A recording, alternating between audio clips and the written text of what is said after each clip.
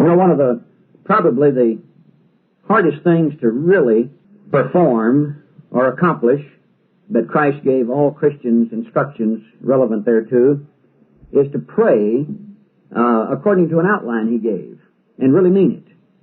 And mean it, you know, into the innermost being of oneself. Over here in Matthew 6, His disciples had come to Him and asked Him, about praying. He says, teach us to pray. And He went on to say, in verse 9 of Matthew 6, after this manner, therefore, pray you. Not that we, were to, in a rote manner, just repeat it. As I've heard some churches, they just repeat the Lord's Prayer. This is not really the Lord's Prayer here. The Lord's Prayer was in John 17, the one He offered up. This was just an outline that He showed. Now, here's the basic framework. Of course, you can fill in, alter this, of course, but basically, here's the type framework that God the Father and Jesus Christ would have all of their children follow, because it's an order of priorities. After this manner, therefore, pray you, our Father which art in heaven, hallowed be your name. There are any number of ways of recognizing God, His power, His universe, His position, with Christ at His right side, with the four living beings, the 24 elders, the archangels, and the myriad of angels that assist God in His vast realm of His holdings, and the fact He's lived forever, He's accomplished everything, He knows everything, He has a perfect mind, unlimited ability, and on and on. And, to begin to envision just what God is, and then realize how puny all of us put together are by way of comparison. But there has to be a means of comparison before one begins to feel like exalting God and praising His name and really feeling an outpouring, of praises and acknowledgments to God. So, our Father which art in heaven, hallowed be your name. Your kingdom come. Now, you have to, of course, see the dire need of that and the predicament that nations are in, and the suffering that has gone on and is going on and will yet go on. And how very incapable and futile man is in his attempts to govern himself. And then begin to see how sloppy and rotten and wretched and deficient and wrongly geared are men's governments, as opposed to God's perfect government that's going to bring justice to all, and blessings to all, and opportunities to all, and a future to all. So we need to see it, God's kingdom by way of comparison, and then we begin to have that urge to a greater degree of wanting to see it established. So He said, and then you pray for God's kingdom to come, that His will be done in earth as it is in heaven. Give us this day our daily bread, or supply our needs, and God knows them. And He usually supplies a lot more than our needs, but at least He's promised if we are seeking Him to provide our needs.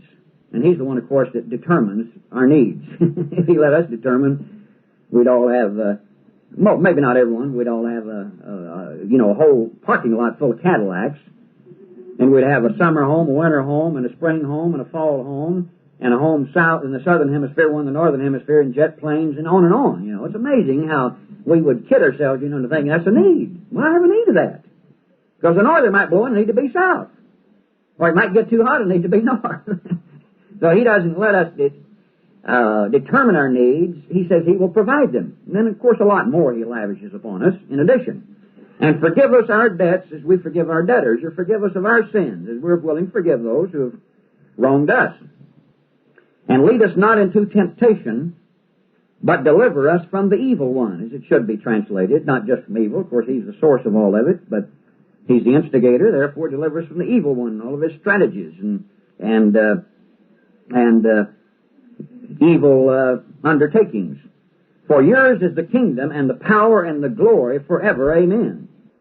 Now, it's difficult to really put our hearts into a prayer, according to this outline. Because on the one hand, we don't see God's greatness and what His kingdom is going to bring about in that world to come, and that family that's going to result, and what kind of an abundant, prosperous, fulfilling life all of those billions in that family are going to live on an ever-increasing basis forever. And see that in such a way that we'd say, I wouldn't even begin to turn loose of the calling in that future, even if I were offered the entire world. Then on the other hand, perhaps we don't pray that as much for it because we don't see the horrors that lie just around the corner. It's too easy to think that because the sun shines and the trees leaf out and some birds still sing, and crime is not, since crime is not just at the door, to sort of blind their eyes to conditions in the world. And so we don't see what's just ahead, and we don't fear it in the right way, and ask God, please help us to see it, to want to be delivered from it, and to pray that we are delivered from those things that are to come. So I think those are the two basic things. We fail to see the crying need for that kingdom because of the conditions extant in the world today, and what man is about to plunge himself into, a condition in which all life would be destroyed except God intervene to prevent it. And then on the other hand, the glory of that world to come, that God himself is going to bring about through his government. In his kingdom, and we're actually going to become members of that very kingdom and help bring it about. So we need the urge to participate in that coming world and that coming government. Then we need to see the crying need of that by understanding the conditions extant in the world today. I think those are basically the reasons. Over here in Luke 21, Christ admonished us in Luke 21, verse 36. He said, "Watch you therefore, and pray always, that you be accounted worthy to escape those things that shall come to pass and to stand before the Son of Man."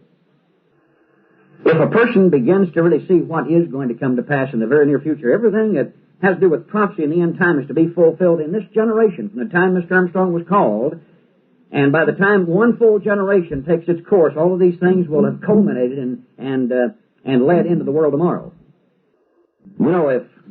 If people really saw what was just around the door, I'll guarantee you if they had to swim, they'd be here. They really would. But because they don't really see what's just around the corner, people take God for granted. And they're careless toward God. And they think God winks at their conduct. Well, God's going to be almost ready to shed some tears, but not because he understands the condition. He doesn't let that kind of emotion get him. But he sees that people like that are actually headed toward a great tribulation when they're going to be deprived of everything, including their own lives. And if they make it, they're going to lose their heads.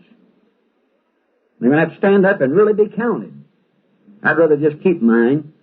I'd rather not have to go through that kind of suffering.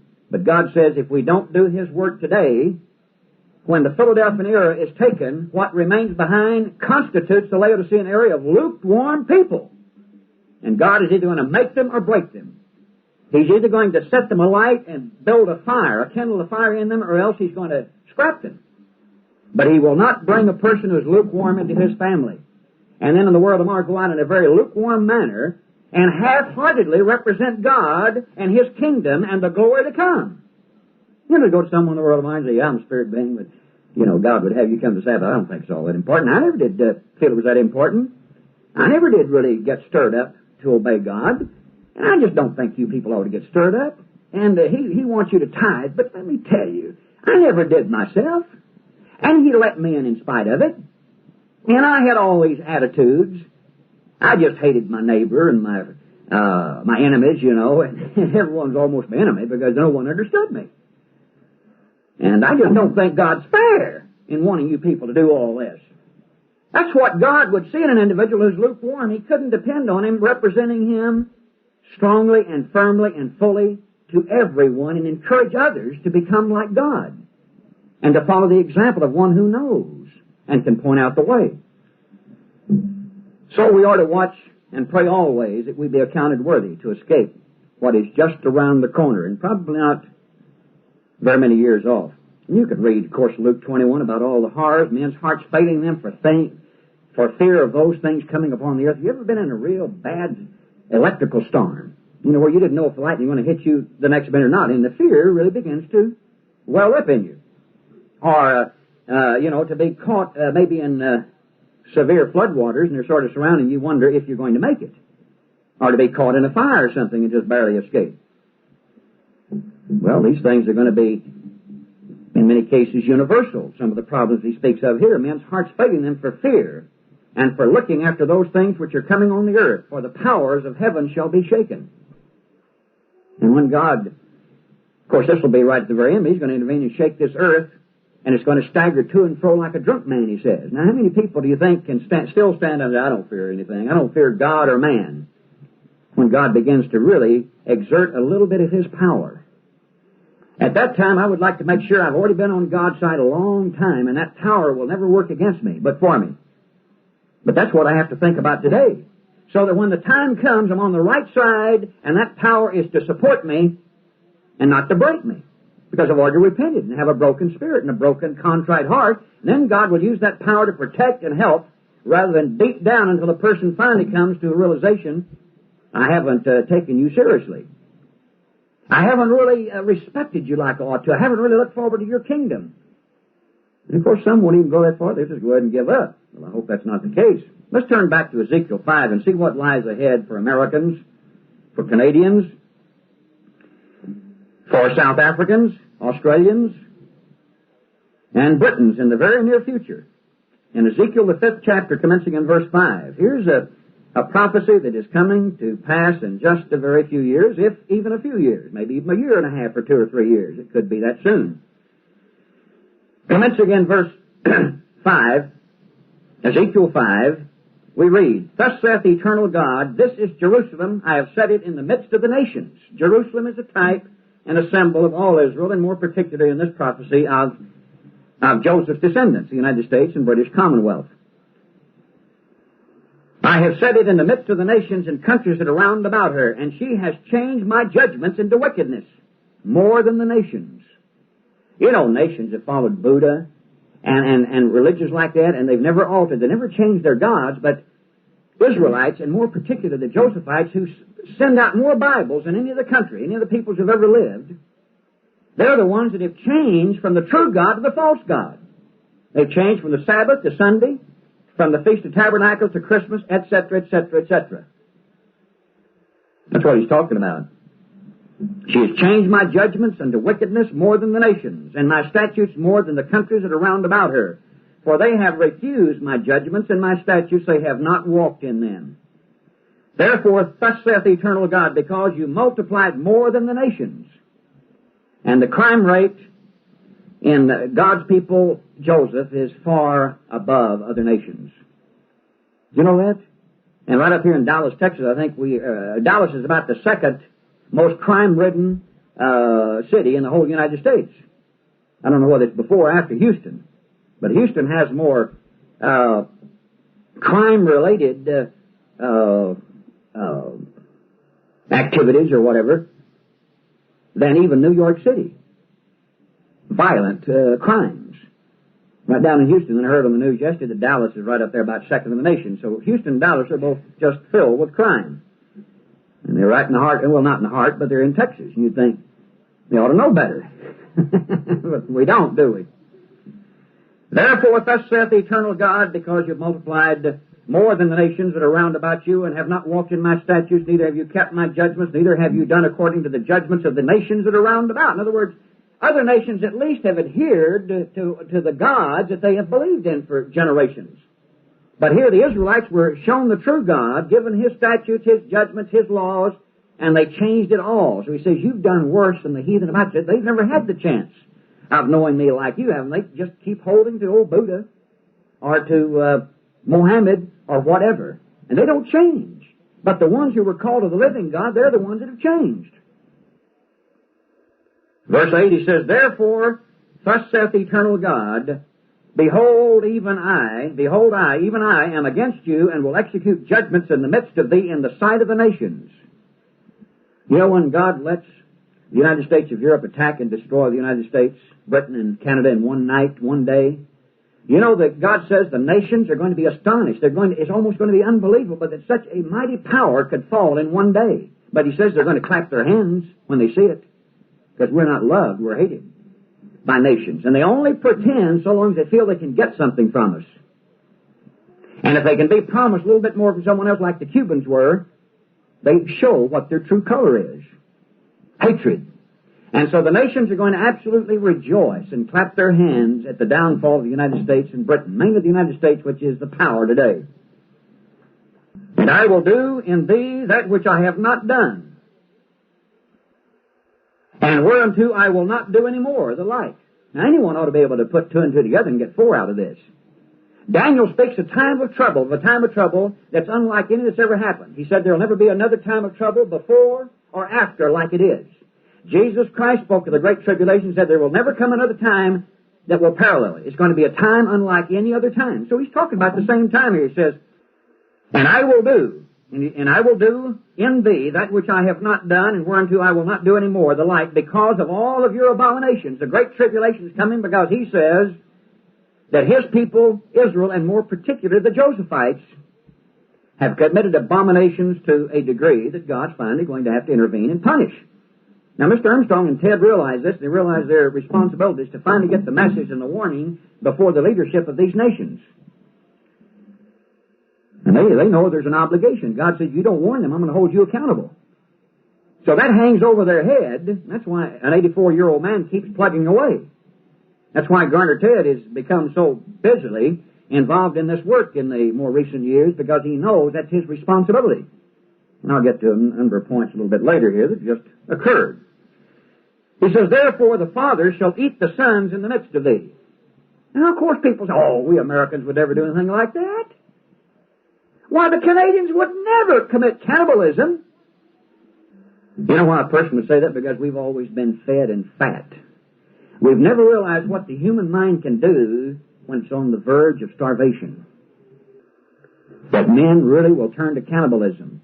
And some of the prophecies show that the most delicate woman among the Israelites will eat her own offspring, and will actually hide her own offspring from her husband or other children because she so desires it. And it speaks of even more horrible things. But most people, oh, that wouldn't happen. That's why God says, I'm going to show you people that it's going to happen. And he says, you'd better be watching and praying always because these things are going to happen. And when I see the conduct of some people, I realize they don't believe that. And they don't put God first and fear Him above all things and realize this is going to come to pass. Oh, God, have mercy. Help me that I might help in your work, that I might be accounted worthy to escape these things, because I know they're going to come. I know you're not a liar. I know you haven't created a funny book and some fictitious novel. This is your word, which cannot be broken. The father shall eat the sons in the midst of thee. That's how depraved and low Americans are going to come in the very near future. It's going to get bad. And the sons shall eat their fathers. That's what God said. He knows. He's not going to talk to some welfare agent and to get confirmation before he can believe what he's written. He's going to show a lot of people that the do-gooders, just how base humanity is, and especially under the sway of Satan the devil, the enemy of God, and how very low we can stoop to do things you wouldn't even begin to imagine. But when you're faced with horrifying circumstances, and more particularly when you're starving to death, it's amazing what you'll do. Have you ever read anything about the Donner Pass in California, where they ran out of food? The Indians got their cattle, and they were up freezing to death in the mountains of central California, and they began to eat one another. So it's happened already, and there are a lot of documented examples about what has happened when people began to starve to death. That's why they call it the Donner Pass. That's where all except 2 or 3 that finally got through perished, of a whole group that was pioneering out into California and got caught in the snow and blizzards up in the Sierra Mountains there in central California. So it's happened, and it will happen. When they besieged Jerusalem back in 70 A.D., they said even the princes turned to eating their own offspring.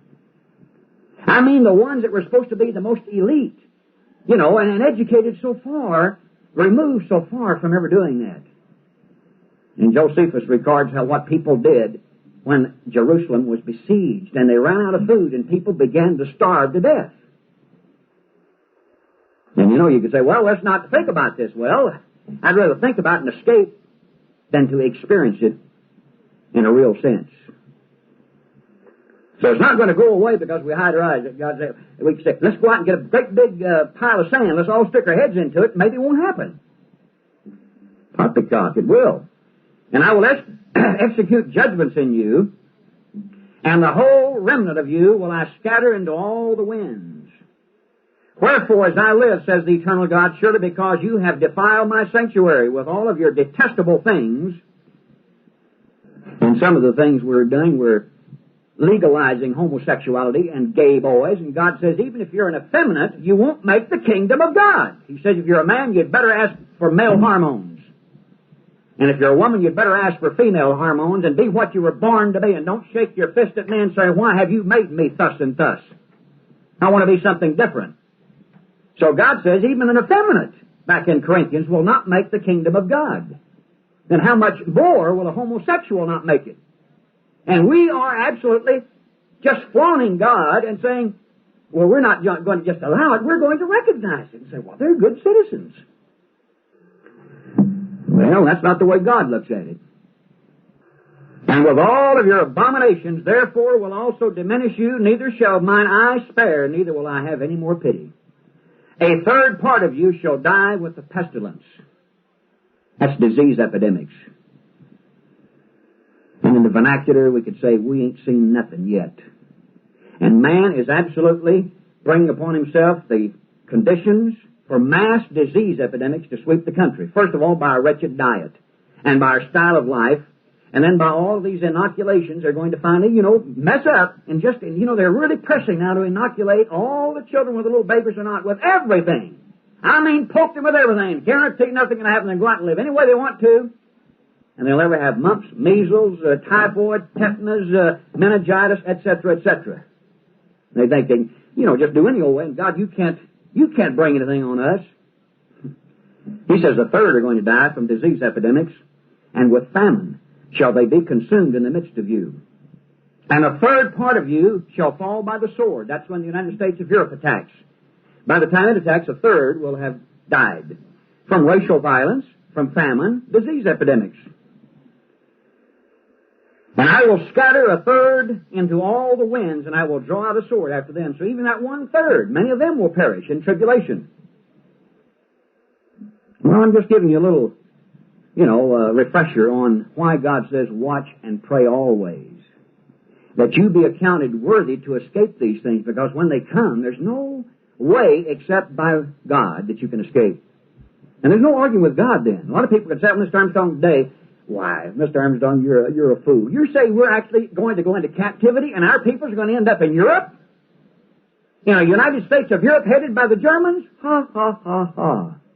But it's going to be a different story when they're over there and a jackbooted Nazi is sticking his boot down their throat. Then I don't think they're going to say Mr. Armstrong was foolish.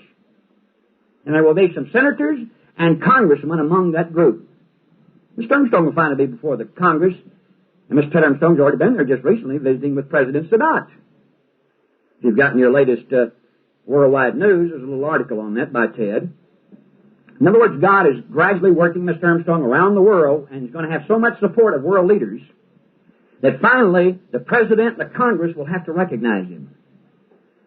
And he's getting Garner Ted well known where they're having to recognize him. And don't think when Vice President Mandel and others were at the dinner that the State Department, the CIA, and everyone else doesn't know everything that's going on. And they know that much more about Garner Ted. They've had to know a lot about Mr. Armstrong over the years because they've seen Joseph Strauss come over. They've seen King Leopold and others make special trips and even violate protocol, so to speak, to visit him when they didn't even come through the State Department. So they know all of his movements. Every move Mr. Armstrong has made in international circles, the government is aware of it. They're just not willing to acknowledge him yet. But finally, the force of circumstances are going to bring it about. Then he'll tell them what's going to happen. And he can tell it the way it is. And when his jaws begin to bounce before the Congress, and they see this old white-haired man of 85 or 86 or 87, however his age will be at the time, those words are going to penetrate. They won't believe them, but later they're going to realize the man knew what he was talking about. So that's the immediate future. It's not much of a future, is it? Apart from God. Now, what does God promise to do out of it all? In Isaiah 61 is a beautiful area of prophecy that shows why the message we have to proclaim is good news. Of course, there is the warning, but that's only temporary. It's going to be short-lived. But what the essence of the message is a future for all of mankind.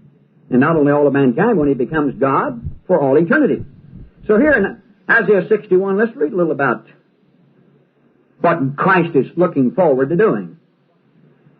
The Spirit of the eternal God is upon me, because the Eternal has anointed me to preach the good tidings unto the meek.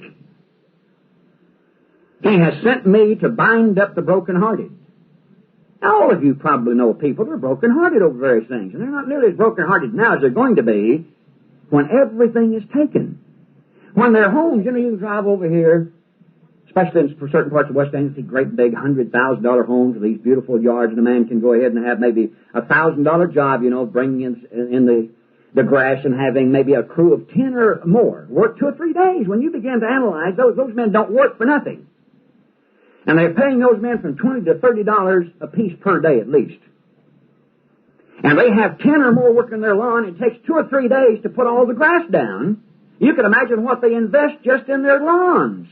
There's a new house been built just down Parkway and just across the little lake down here, right on the corner. It's a stucco-type home, and that's the home built by the manager of the General Telephone Company. I've forgotten his name, but I imagine he has invested probably $2,000 or $3,000 just in his yard, or more.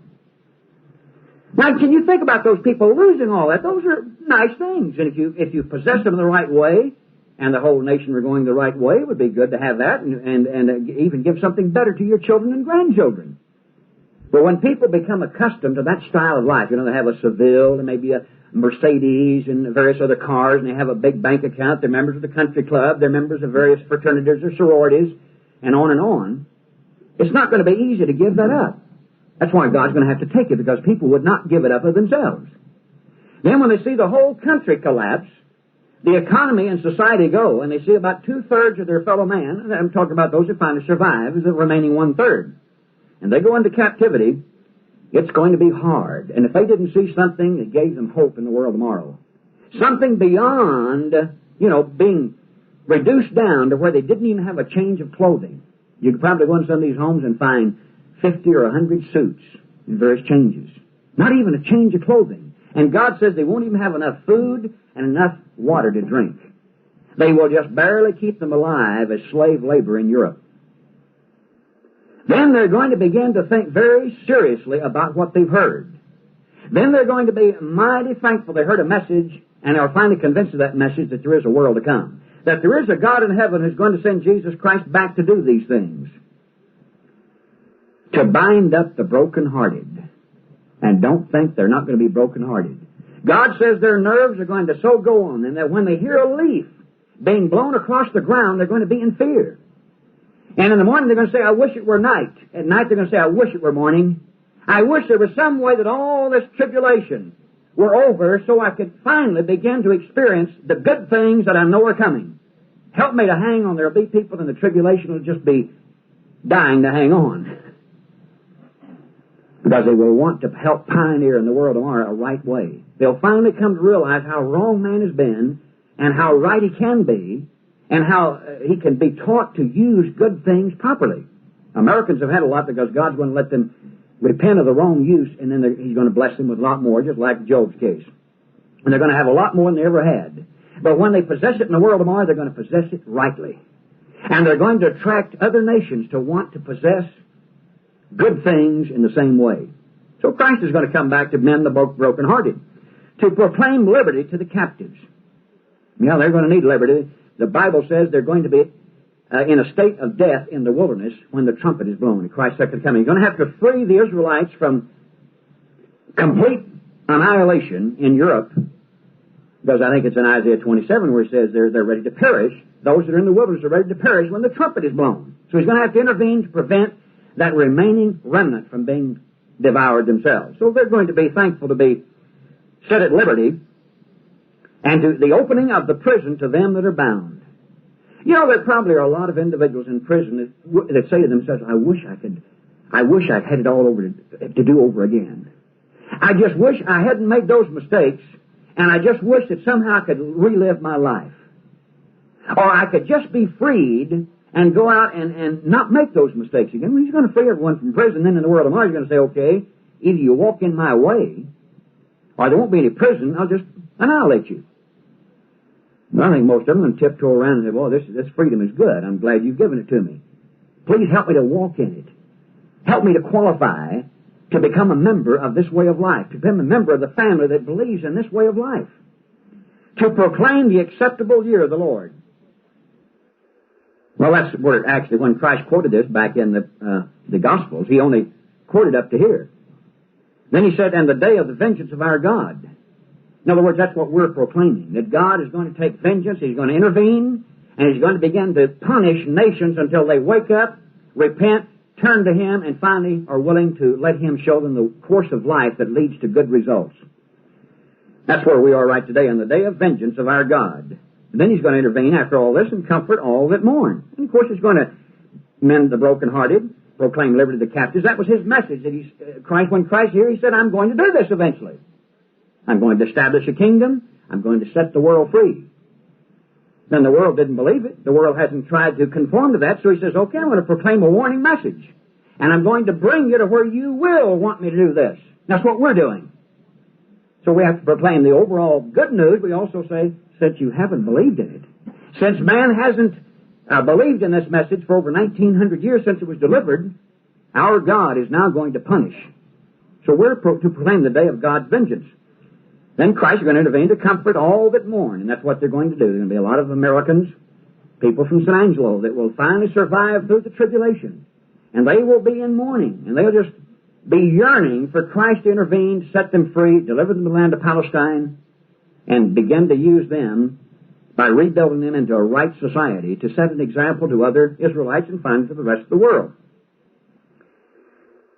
To appoint unto them that mourn in Zion, to give unto them beauty for ashes. Now I'd say that's a pretty good promise from a great God. He says, I'm going to give you beauty instead of ashes. I'm going to take you out of these ashes that you people have brought on yourself. This result, I'm going to turn it into beauty. The oil of joy for mourning. So He's going to take those that are mourning at that time to really repent. He's going to give them joy. It's not such a bad message, is it? God could say, I'm just going to annihilate all of you and do away with it, and it'll be it. He says, no, I'm going to change the course of life. I'm going to set you free. I'm going to mend the brokenhearted. I'm going to free those that are captives. I'm going to release all those in prison. Then I'm going to make sure they learn the lesson, of course. I'm going to give you beauty for ashes, joy for mourning, the garment of praise for the spirit of heaviness. Well, I'd say that's kind of a positive promise God's making, that they might be called trees of righteousness. Or anything but today. The planning of the eternal, that He might be glorified. You know, God says that, children ought to be like olive trees around the table of the parents. Really producing fruit and really, a part of the family. Instead of like most children in this age, like garbage cans rolling down Main Street.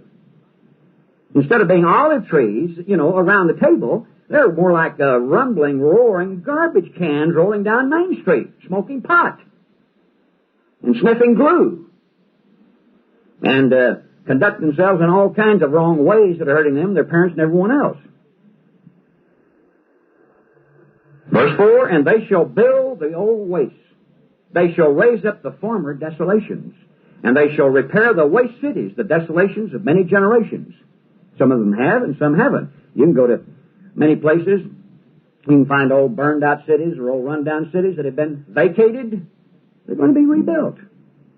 And, of course, there are going to be a lot of them as a result of the coming tribulation. They're going to be absolutely devastated.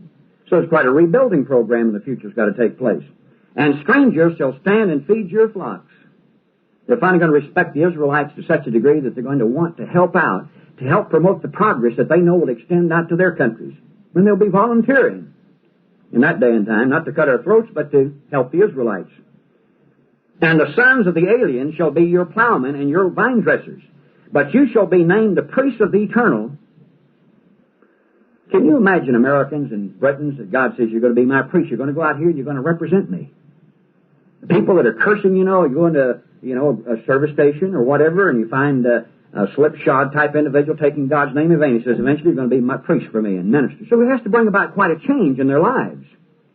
So instead of spewing out cursings and rantings and ravings, they're going to be speaking the truth. That's what Americans and Britons and Canadians are going to be in the very near future. And they shall call you ministers of our God. You shall eat the riches of the Gentiles. So the Gentiles are finally going to respect Israel because they have the God of Israel behind them. They're going to actually support them and send wealth up to Palestine to help the Israelites. And then, of course, the Israelites are going to use that in a selfish manner. They're going to use that to build up so they can help set an example that comes right back to the Gentiles. And God says it's more blessed to give than to receive. You know, the Gentiles are going to realize we want to receive a lot of that, so we better give so we can get more.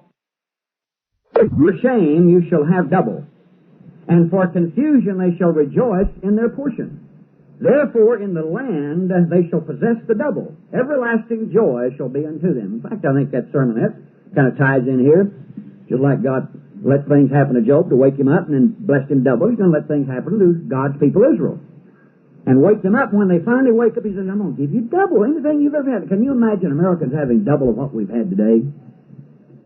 If we would have used all of our wealth to build up the country, we could have such a plateau of living, such a high standard of living. In other words, just a fine home we're talking about over here would be a commoner's home instead of the general manager of a big telephone company. The standard of living could be so high because of the wealth we Americans have had, but we've used most of it to feed defense. And we've given most of it away to nations, or a lot of it away to nations, that has not brought back a return. It's only weakened us. And I saw a little bit of this movie the other night, you know, the Pueblo. Makes you realize what a weak-kneed jellyfish of a nation we've become. You know what they should have done? All these generals and admirals crawfishing out of, going in there and rescuing the Pueblo. If they'd been back in Teddy Roosevelt's day, I'll guarantee you. He'd have sent one message out. If you don't release the Pueblo, the next message I send is going to be to my Air Force and Navy, and they're going to blast you Koreans completely off of the face of the earth. Boy, you'd seen the Pueblo coming back. I mean, they've been behind it swimming, pushing it. You see, we don't know how to use our power for good. Of course, that wouldn't be for good because man's still going the wrong direction, but at least we would still command some respect. You know, the Germans were steaming toward Manila Bay one time.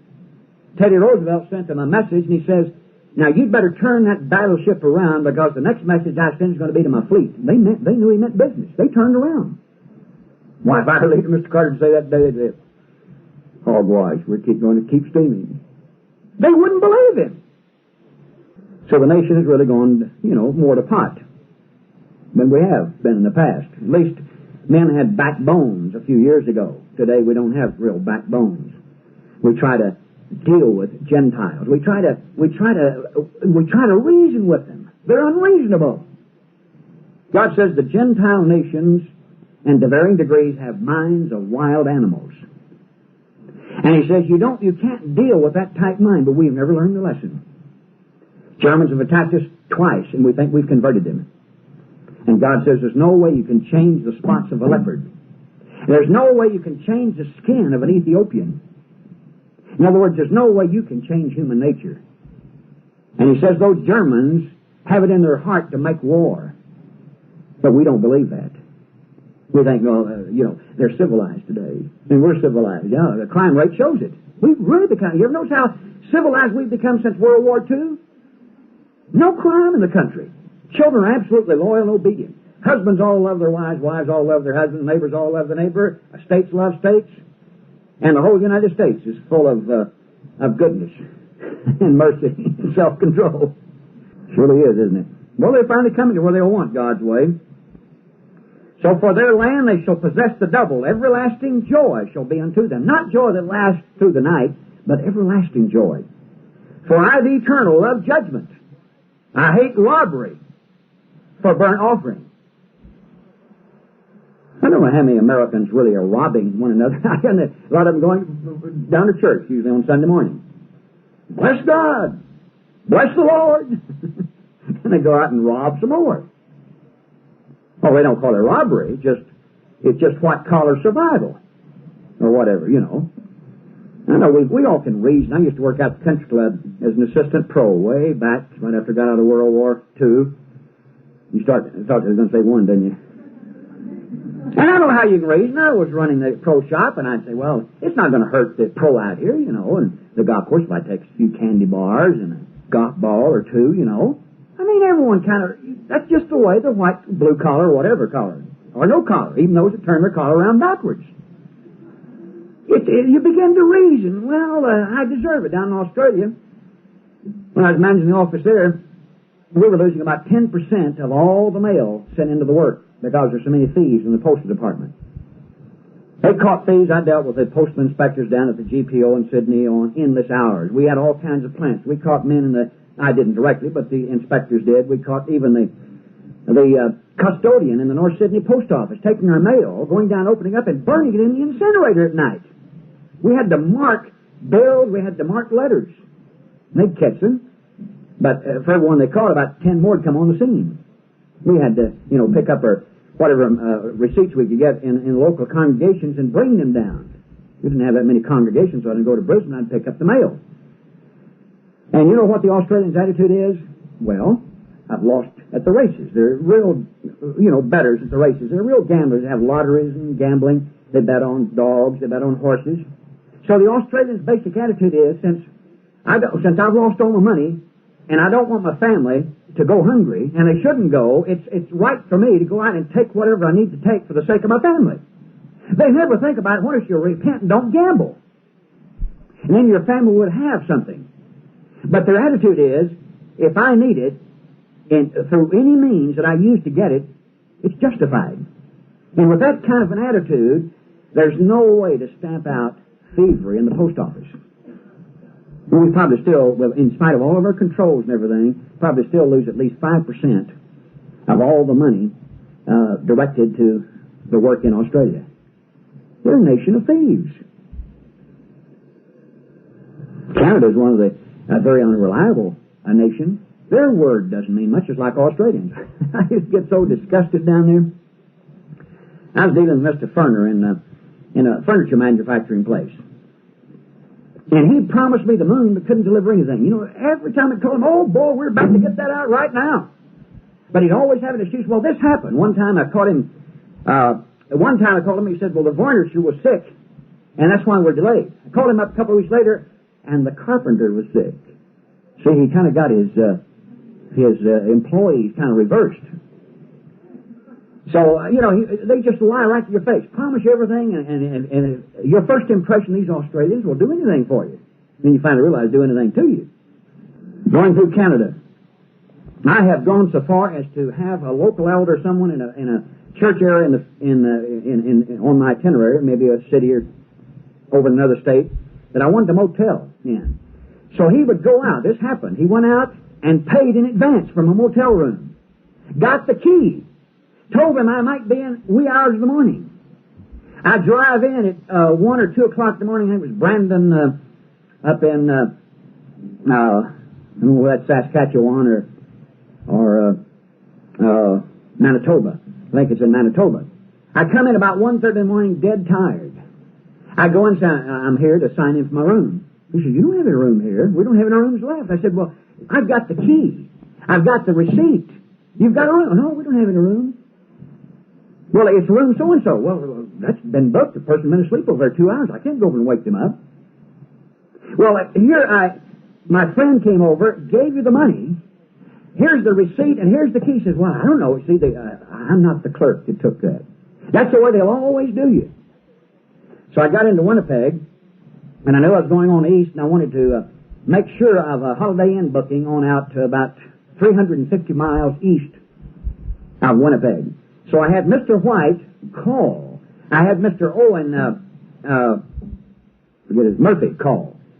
And there were 3 long-distance calls, plus an assistant up there that called at different times to say, Gerald Waterhouse will be in a certain time. Do not. This was just 2 nights after I'd already had to sleep in the car all night because I couldn't get a motel over in Brandon.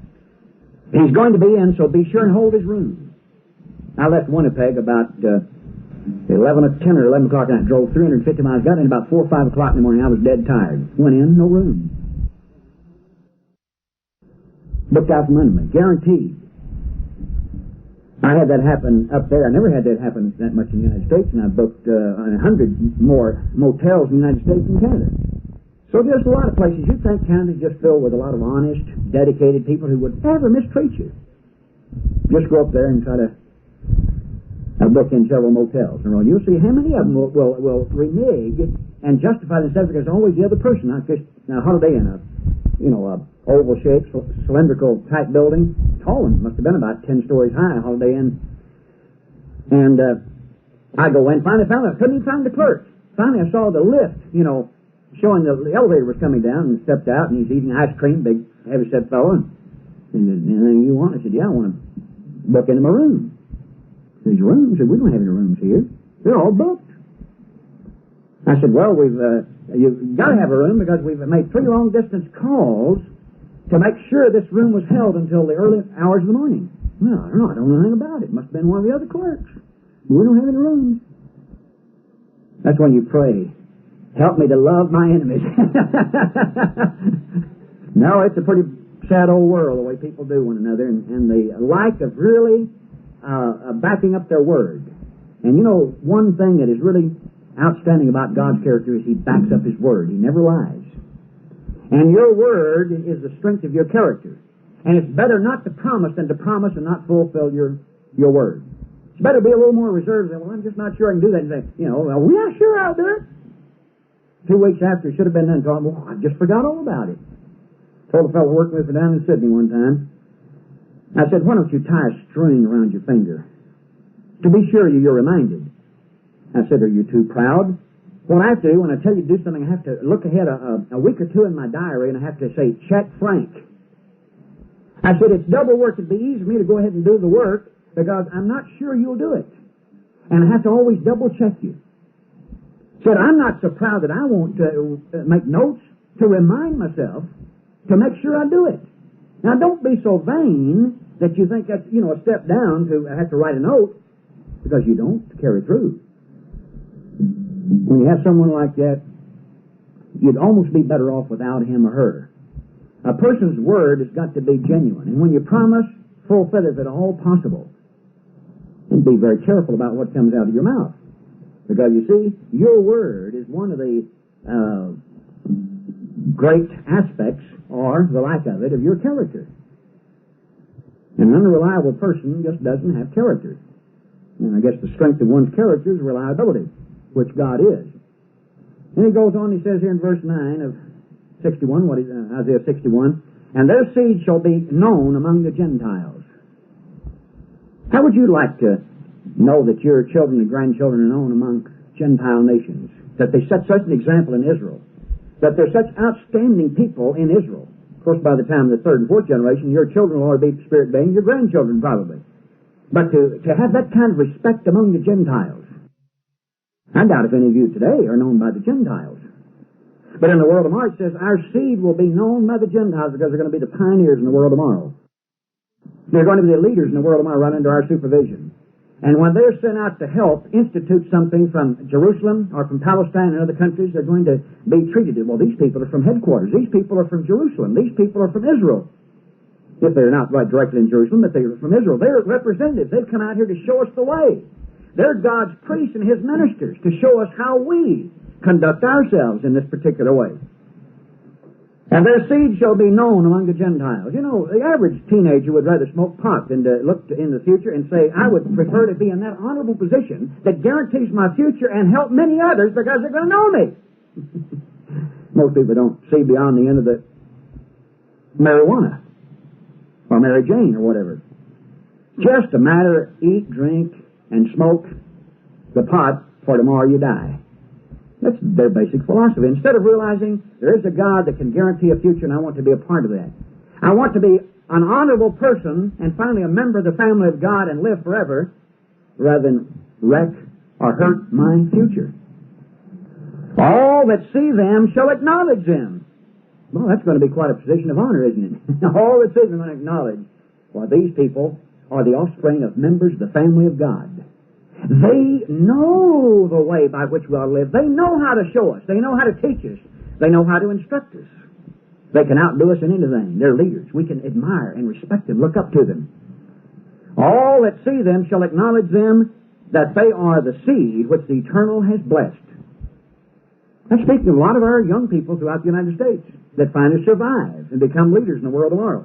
Then just the latter part of verse 11, it says, So the eternal God will cause righteousness and praise to spring forth before all the nations. Finally, the Chinese people, the Mongolians, the Pakistanians, the Africans, the Central and South Americans are going to begin to praise God when they see the example of Americans and Canadians and Britain finally in the land of Palestine with a completely new way of life, living that way of life, being blessed for it, and producing things for the good of the whole world. And everything they produce is worthwhile. No cheap, slipshod work being done. No overproduction in something that's not needed, or no underproduction. A perfect economy and a perfect society and a perfect way of life emanating from the Israelites in Palestine to influence the response and the corporation of Gentiles. That's what lies ahead. But there are, some terrible times lying just before the tribulation. There's no way by which these Israelites can ever begin to fulfill this except for this message we're getting out.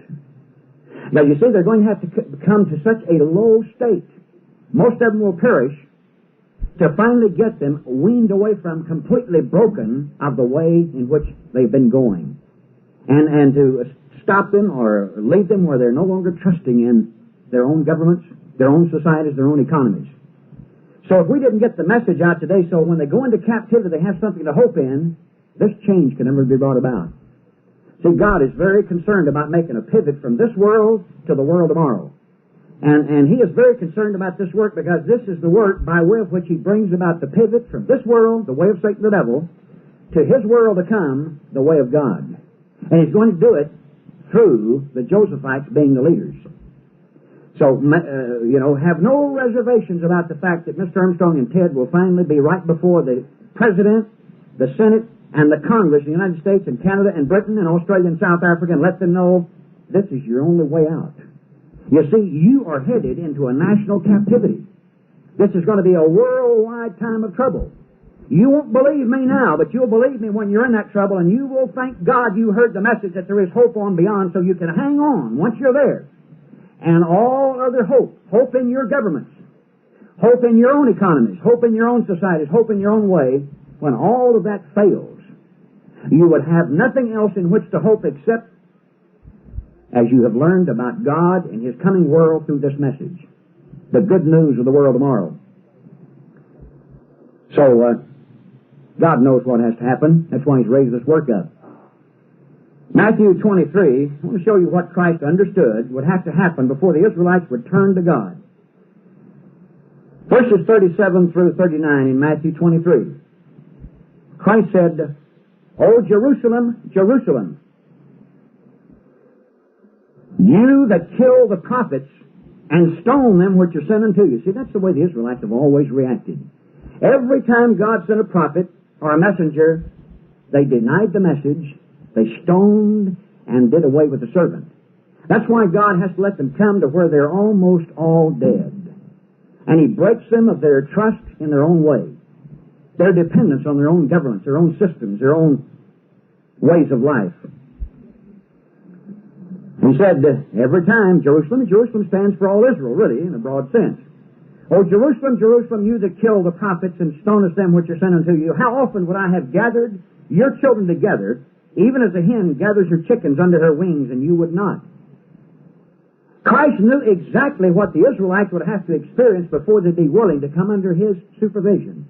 So they would come to Him like little chicklets, little chickens. You ever notice how, mother hen can have those chickens? She can,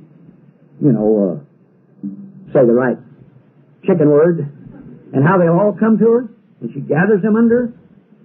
Well, Christ said eventually the Israelites are going to come to Him just like that. And they're going to depend on Him and look to Him just like the little chickens do the mother hen.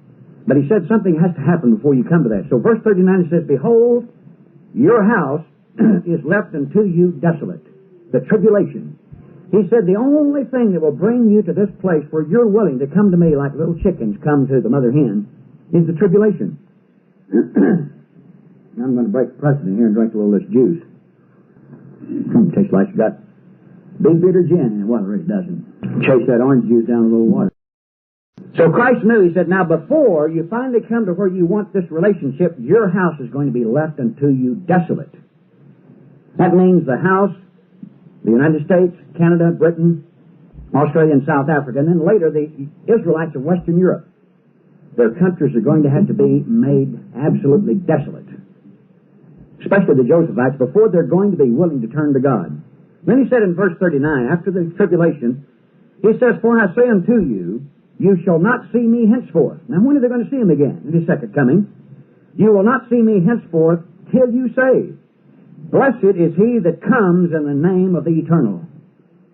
That means Americans, Canadians, Britons, and Australians are going to finally say, blessed be Jesus Christ who comes in the name of his Father to set up a government to free us from captivity, restore us to the land of our forefathers, re-educate us, and make us a light shining out to the Gentiles. So Christ knew the order. He knew at the end of the age, a message would have to go out and let them know what's going to happen. Then the tribulation will make believers out of them. Then they're going to turn and say, please. They're going to be praying for God's kingdom to come a lot more than you and I are today. Because they're going to realize it's a matter of survival. And they're going to be praying, please, God, send Christ back and free us from slavery and restore us under your supervision and care, or to it, and help us to help others finally see your way so all nations on this earth can work together for the good of all concerned rather than cutting one another's throats as we've been doing for so many generations. So Christ, in response to this, showing what would have to happen to bring about this desolation, his disciples came to him in verse 3 of 24 and said, tell us, when shall these things be, and what shall be the sign of your coming and of the end of the world? In other words, he was talking about the end of the age here when he says your house is left unto you desolate. Then he's going to intervene at a time when the Israelites are willing to really turn to him and look to him and respect him and follow him. So his disciples said, tell us, now when are all these things going to happen? What's going to be the sign of your coming and of the end of the world? So in verse 14 it says, and this gospel of the kingdom, the good news of the kingdom of God, the government of God, shall be preached in all the world for a witness unto all nations. Not to convert the nations, but as a witness. The way by which God's going to begin to convert the nations is by tribulation. He's going to take everything they've got away from them, pare them down to a small number, refine them through the tribulation, that is, the Josephites, and those that come through the tribulation are going to want his leadership, his government, his supervision, his way of life, and they're going to, as he said here, come to him like a little chickens do the mother hen.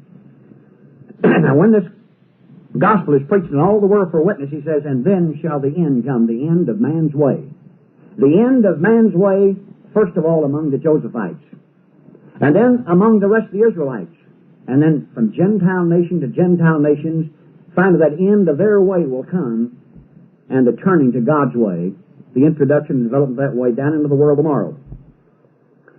So, God knows what has to happen. That's why he has Mr. Armstrong and Ted and placing them before the leadership of the countries, and more particular now before the U.S. government. Just a heading here over this article, the personal from Mr. Ted Armstrong. It says, Governor Ted Armstrong was invited to an April 5th dinner in Washington, D.C., given by the Egyptian embassy. At the meal were Egypt's President Anwar Sadat, U.S. Vice President Walter Mondale, and other notables. For details, see Mr. Armstrong's article, or personal. So you'll read in there. And there are all sorts of comments about Mr. Armstrong's itinerary on his recent trip into Africa. Here he's talking before the king and other notables in Swaziland. And then over in the last page, it shows Mr. Armstrong before some prominent South Africans and over in the new country that's emerging in Southwest Africa. So God is placing Mr. Armstrong especially before many heads of state. I guess he's visited up to this time somewhere in the neighborhood of 130 to 150 heads of state. And of course our government notes that. And finally the pressure on the international scene is going to force recognition of the man. And in one way or the other, God will get Mr. Armstrong before the President and before the Congress. And when he comes here, he's not going to pat them back and say, you men are fine men, you're Christians, you even have all your teeth, everything's going to work out fine, I think you're going to rescue the nation. I think we're going to bring about friendship among all the other nations. We're going to work out non-aggression pacts with the Russians and the rest of the world. We're going to finally cooperate, and we're going to do what Christ only can do, but we're going to do it. Then when Christ comes, you're going to say, boys, thanks for doing it. I was a little bit afraid that I wasn't going to be able to do it. And you are fantastic. You ought to be worshipped rather than me, because look what you've done. A lot of men, you see, would want to do what only Christ can do so they can get the honor and the glory. If President Carter could really do what he wants to do, he'd become a little god. And he'd want the rest of the world to know it. I've been able to do something no other president or leader has been able to do. That'd really be a humble, confession, wouldn't it? I've done something no one else has ever been able to do in the history of the world. No, he won't do it. No one else will. It's going to take Christ with His power and His understanding and His backing by His Father in heaven to do what men would like to do. Because men would like to get the credit rather than give it to God. Men lust for power. Men want to be God before they're qualified.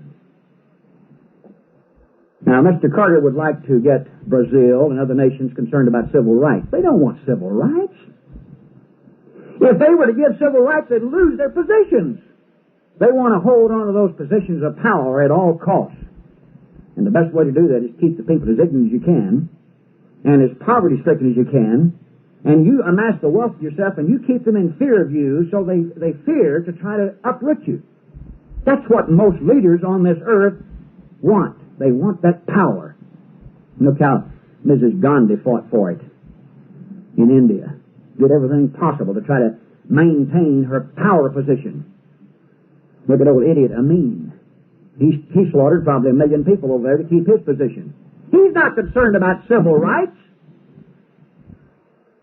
He's concerned about the power he loves to exercise. Hitler was that way. Mussolini is that way. And just a lot of our leaders have been to a degree that way, although it's more of a tame matter. We just want power in a little bit more of a tame manner. But we still want it. So God's going to get the leaders of this church before them. Now, I have no doubt about that. And if people really believe that fully, I think most of you do. I hope you do. But then you can avoid letting little picky things get under your skin and bother you. And you can give them support and realize God is using those men, and He's going to use them until finally this whole world becomes aware of God, of Christ, of the world tomorrow, and the immediate problems the world is going to go into, the Great Tribulation. But out of it all is going to come a wonderful world tomorrow. That's what we should have our hearts set on. When Christ sets up that great government, resurrecting people like Abel, Enoch, Noah, Abraham, Isaac, Jacob, Sarah, Rebecca, Job. Job's going to be a great builder. He probably had the greatest genius of any man who's ever lived, maybe with the exception of Christ. Now, I say with the exception because Christ may not have had that tremendous talent just in that particular way. He was a broad individual, able to do just everything, so to speak. Maybe he didn't have that kind of ability for building to the same degree Job as a human being. But as a God being, there's no doubt about what he had. He built the universe. But anyway, that's not the issue there, but the fact is that Job was a great builder. He built the pyramid, the Great Pyramid. And men can't, to this day, figure out just how it was done. So Job got kind of an inflated concept of himself because he compared his building to what other people had done. What God wanted Job to come to realize is compare that with what I've done. When he finally got Job to see that he was the builder of the whole universe, that he put the earth here, from which Job just took a few stones. Sure, it's a big job compared to men, but compared to God, he was only taking a little bit of the surface of what God put here. So finally God said, Job, if you're so great, answer me this. How did I start the earth? What did I start with? How did I hook the foundation? How did I put it here? If you're so wise, tell me, how did I start the earth? Did I hook it on something? How did I get this beginning over here? Then how did I put down layer after layer to finally build this earth? And when Job finally saw it in that light and realized he only took a little bit of a finished earth and put that into a building, that compared to God, he was nothing. So finally he repented. So when he comes up in the resurrection and Christ says, Job, here is the way my father and I would have you do the building, he's going to say, yes, sir. He's not going to say, well, you don't have to tell me anything, I know it all. He only knew it all compared to other human beings, but compared to God, he knew very little.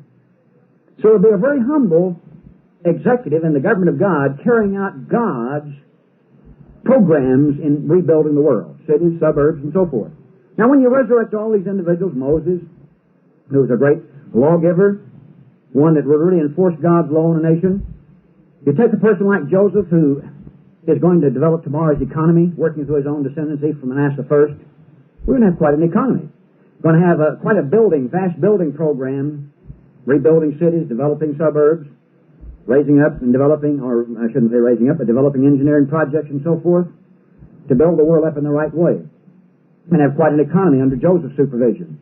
We're going to have quite a rule over nations, down from Christ down through Moses, Moses through David, David through the 12 apostles, Moses on out through Daniel, Daniel through Paul, and Paul through his assistants over the Gentiles. Can you think about the educational program of the world tomorrow? Elijah working down through Mr. Armstrong and all of us backing him up, raising up churches from Jerusalem until finally engulf the earth, encircle the earth, raising up educational programs, giving the world right entertainment. And the entertainment in the world tomorrow will come either directly from Jerusalem or under the auspices of Jerusalem. There will be no independence out here in Hollywood or Rome or Paris coming with their weird concepts of style or entertainment. It'll all come from Christ through His government.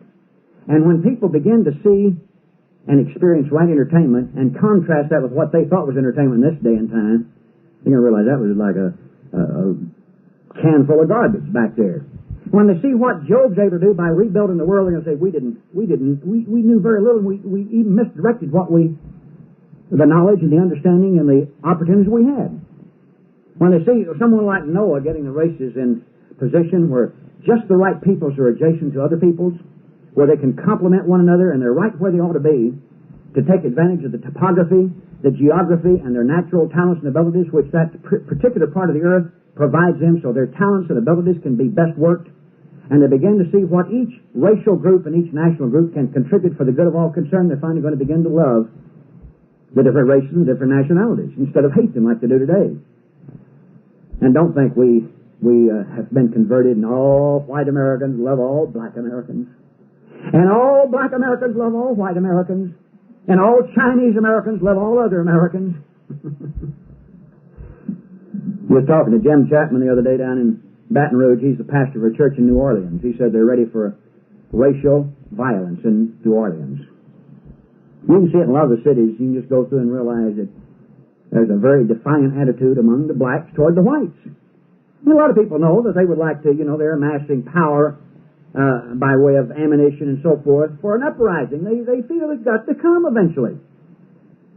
It's going to be a different story in the world tomorrow when races love one another and genuinely do. And they appreciate what God put in one as opposed to the other, so when they all put together, they reflect an overall whole that makes, this organizational structure with these different departmental groups or racial groups work for the good of all concerned, where God has just the right temper, the right balance among all peoples on the face of the earth. They really love one another and genuinely respect and appreciate what each is able to do by way of contributing to the world scene.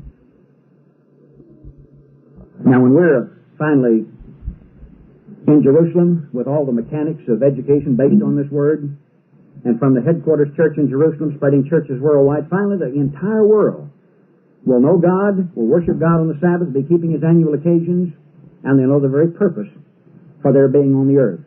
There won't be any Christmas, Easter, Halloween, All Fools' Day, All Saints' Day, Buddha's Day, Shinto's Day, Mohammed's Day, and all the other days. They'll just be the days of God. And the whole world will know them and finally have the opportunity, because we're going to make it available as members of that coming government. We're going to give them proper schools, grade schools, high schools, university schools, technical schools, trade schools, commercial schools, and on. So we can teach them not only how to live, but how to use their talents. So when people are assigned to work under Job or Joseph, whomever, we assign the individuals who have the talents, which have been sharpened to do the particular job that individual is responsible for on the international scene. It'd be wonderful to be in charge of a society where everyone worships the same God, loves his neighbor, and where they're all in a balanced way of life, where they get a balance of entertainment, a balance of culture, a balance of social activities, family activities, athletic activities, and so forth. So they're all balanced individuals. No oddballs, no weirdos sneaking around looking, from around behind the barn. And when they're up, you might say at accountable age, on the university level, then spirit beings there to ascertain exactly what their future should hold by way of their job, the description is concerned. And then say, okay, you ought to remain in the educational program because we'd like to have you in imperial schools where you have to be raised up, or we'd like to keep you so we can add to the staff of the ambassador college program, or we'd like to keep you in the agricultural program to be a teacher of proper agricultural programs for this world. That's the world tomorrow. Or we would like to have you and retain you in this technical school to be a teacher. Or else we can say, well, what we'd like to do is put you through this technical school so that you can go over here and work in technology under Joseph's overall supervision. Or we'd like to put you through this basic training program of how to capitalize on your talents which are in the building trade, so we can assign you to work under Job, and he could utilize you in his expanding program of building up the cities and suburbs around the face of the earth. Then Job will receive individuals, all of whom are balanced, no weirdos. They've all been educated to the balanced way of life. They all keep the Sabbath, so he doesn't have a problem with some wanting Sunday off, some want Wednesday off, some want Friday off, and some want the Sabbath off. So all of his personnel worldwide keep the Sabbath. So when it comes to Sabbath, the whole building program under Job's supervision shuts down. No problem there.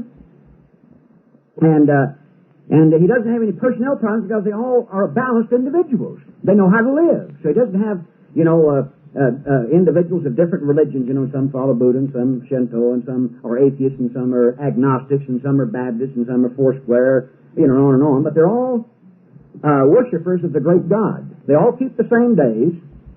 They all follow the same laws of life.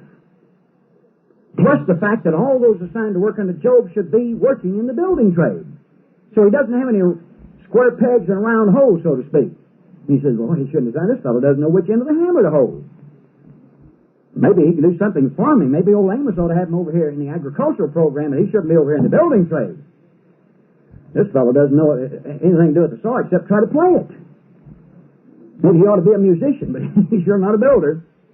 And then everyone assigned to work under Joseph, say in agriculture, is one that we have determined has the skills to be involved in agriculture. Then he's been given basic training so his skills are sharpened. Then when he's assigned to work under Joseph, he doesn't have to give him the basic training. He knows this individual should work in his area. He knows that individual has been given the basic training so he can begin to work and produce, and so forth. So it's going to be quite a highly organized government, and we're going to have that part to do with society. Teaching people how to worship God, teaching people how to love their neighbor, keeping the whole worldwide society, once it's developed, balanced, where there's a balance of social activities, recreational activities, entertainment, cultural activities, family activities, teenage activities, activities for the children, activities for the middle age, the old and young, and so forth. And where we have society so geared that every willing participant in that society is balanced. Not a weirdo, not an oddball. No one's out sick behind the barn sniffing glue. No one's going to fly off the handle and start shooting his neighbor because he's being taught to love his neighbor, not destroy him. Now, everyone has a balanced life. If they're of marriageable age, they'll be joined to the right one. They'll give them a lot of counsel so they don't end up with the one they say, boy, if I'd had to do, I wouldn't have married him or her.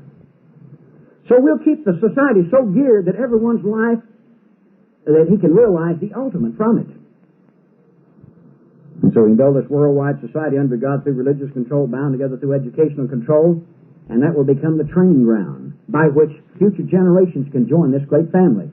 I think a lot of us think, maybe not a lot of us, but especially when people are first called, or maybe those who are not called, if they have any concept of a world to come, that when you become a spirit being, you become aloof to and separate from and have nothing to do with human beings. Have you ever thought as a mother what might happen when you go into the kingdom of God? What if you had 3 or 4 small children? Would they still recognize you? Would you all of a sudden spout hair on your chest and a deep, raspy voice? Your hair all of a sudden becomes short. You become a different looking individual. You look like a man. You look down over the bed of your little child, your little daughter that's known you for 5, 6, 7 years. She looked at him and said, "Who are you?" "Well, I'm your mom."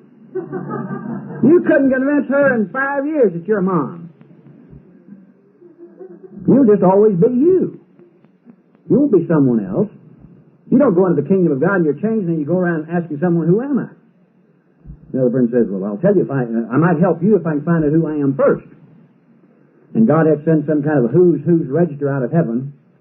And one side there's a mirror, and the other side there's pictures, and under the pictures descriptions. So everyone looks in the mirror and he matches up this face with something else in the register and finds, "Oh, there. Amazing. I didn't realize I was he, or she, or thee."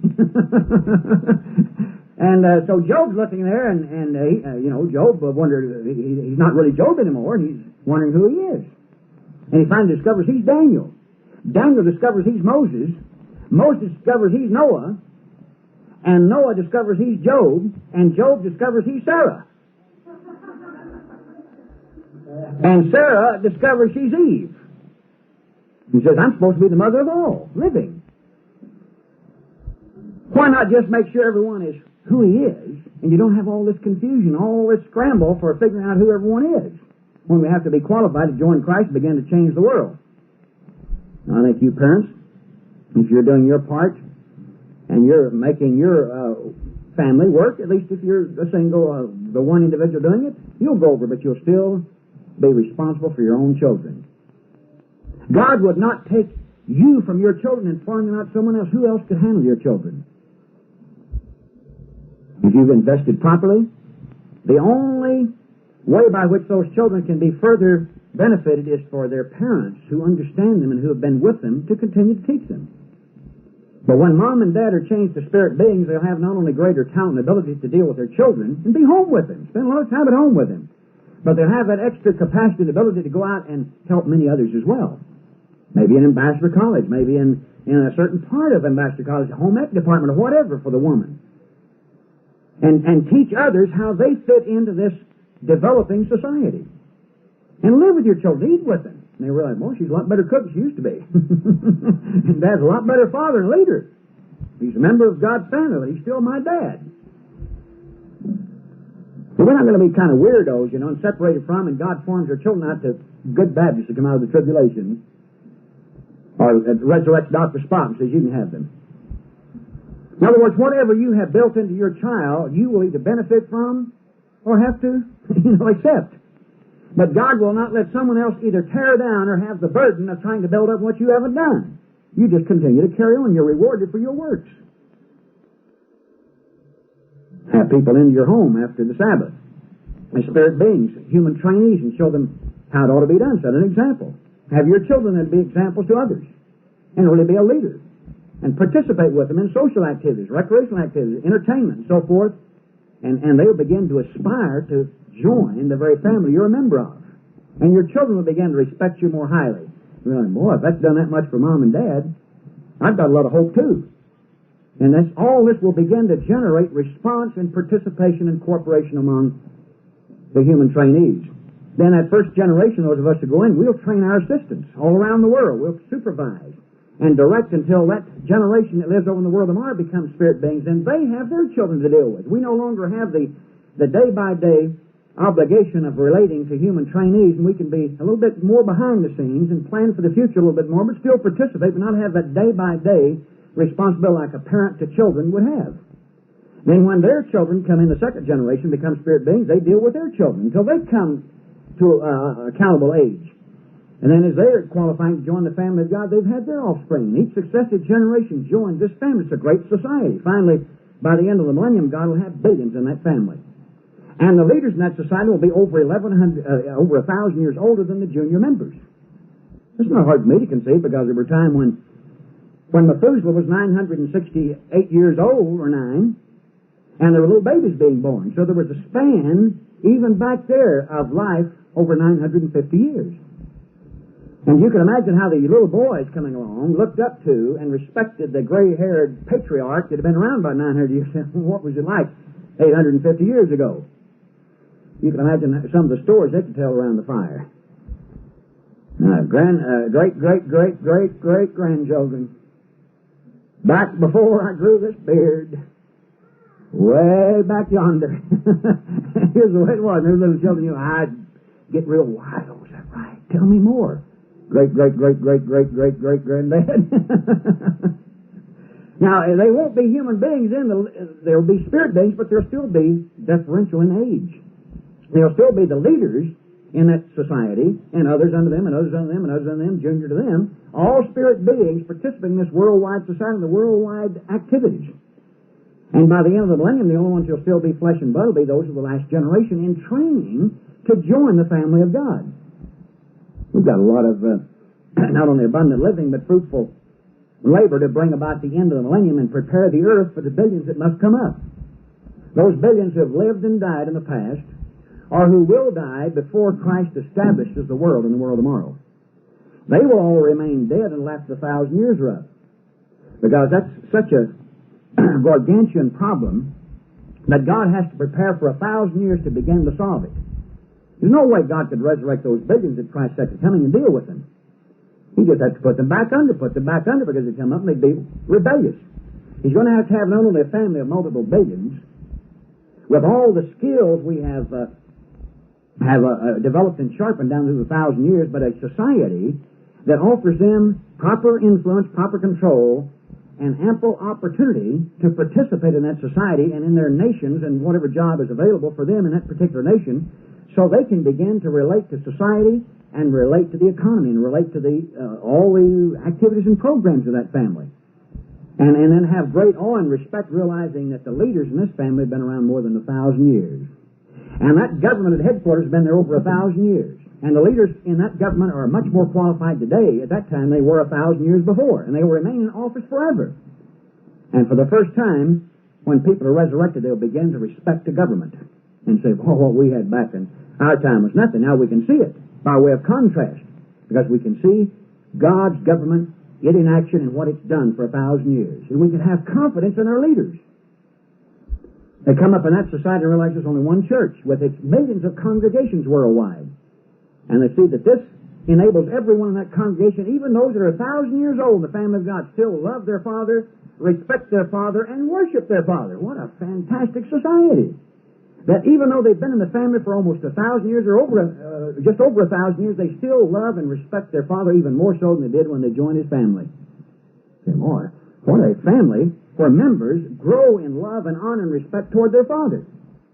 So when they come up and contrast that religion that was really designed by God to relate people to God, so they have a way of expressing their love and honor and respect toward them, they say, boy, I can see now why God didn't want us to tingle bells back there and sniff incense and go around with prayer wheels or whatever.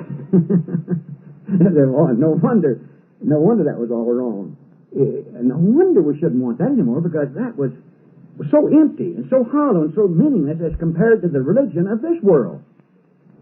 And so when they come up, they'll finally begin to see the purpose of God's religious system and have a chance of participating in their particular church area through this system of proving they will honor the same Father, the same family.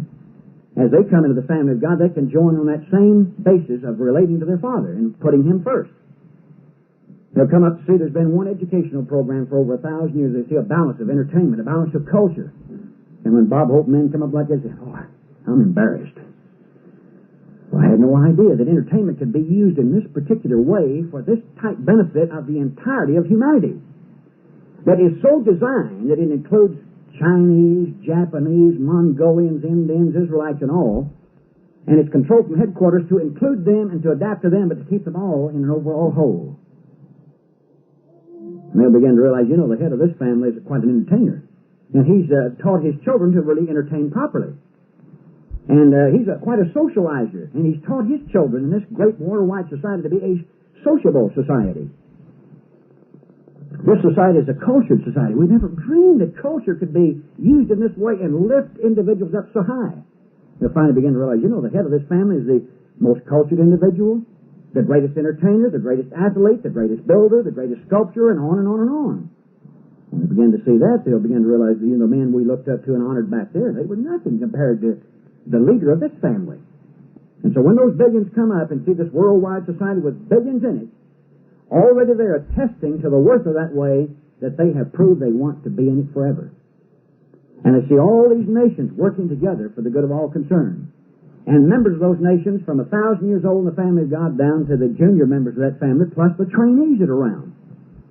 They will say, we can also participate in this family program and join it on an everlasting basis. You know, when those people come up and see the contrast between God's way and whatever way they experience as a composite group, the entire 6,000 years, they're going to want to cast it off as worse than a pile of garbage, putrefying garbage, when they see it by contrast. When they see how great God is, how great His family is, how great His society is, how great His world is, and what kind of a future it has, that's going to really humble mankind in the right way. To where those billions are going to want to repent and say, show us the way by which we too can become members of this family. Say, well, you're actually in it. Just follow the leadership. Just follow the pattern of life. Just follow the way that's being lived in this society, and you can, after a certain period of time, by proving through your conduct you want to join this family, you too can be changed from flesh to spirit to join this great family. And when that family is complete and the Father comes down, He'll have that family ordered back to Him in a relationship of love by way of religious control, so He can cultivate the growing respect and honor of His children toward Himself, so they'll grow closer to their Father right down into eternity. And there'll never be any father-children problems develop. There'll always be that emerging and developing love and concern of all children toward Father and Father toward children. And all the children will be bound together in this great society where they really genuinely love one another, and they're all participating in that way of love, whereby all of their love is being deepened and heightened and broadened by the activity, so they're growing in love toward their neighbor.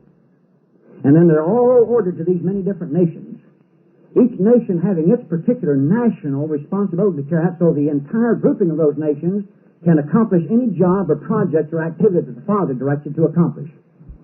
And everyone in that family is going to be unlimited in potential. They're all going to be spirit beings. So they can grow in love toward their Father forever. They can grow in love toward their neighbor forever. They can all grow in productivity forever. And the family's going to be so highly organized that the Father will have built in that family every department, every nation that's necessary, so the entire whole family can do anything, accomplish anything, build, produce anything the Father knows is good for the entire family. And there'll never be overproduction in an area or underproduction. It's just balanced production right on down into eternity. There'll never be inflation or deflation in God's economy. And the entire family will share, according to their position and status and what they contribute to the progress of that family. They'll all share in the net gain of the family. So everyone realizes he is rewarded directly in proportion to what he contributes toward the progress of the family. So it'll be a sharing, a producing, sharing family, not only in what we do, but in the way we live, forever and ever. And you know, when a person can finally begin to see that, and that's the good news we'll be able to carry over in the world of mine, really begin to spread worldwide and see nations that have never even known anything about the true God, not even trying to pronounce His name. We see their eyes, and maybe their eyes won't even be quite a squint. They'll open so wide the Chinese will say, "Oh, I thought you had squint eyes." He says, "I did until my eyes were open. Now I see." Then we'll be able to really have a fulfilling responsibility, and with that kind of a future, with that kind of a reward placed before us to see a world to come and find a new earth in which righteousness dwells, the family following its Father on an ever-increasing basis forever. You know, the short-lived time, as Paul said, this is just a momentary affliction that we go through today. It's short-lived by way of comparison that all the sufferings of this world are not even worthy to be accounted compared to the glory that's going to be revealed in it. See you next Sabbath. Hope to see additional people. Let's all pray that we don't just drop down to 50s and 60s now just because we've made 80 for a whole month. See you next Sabbath.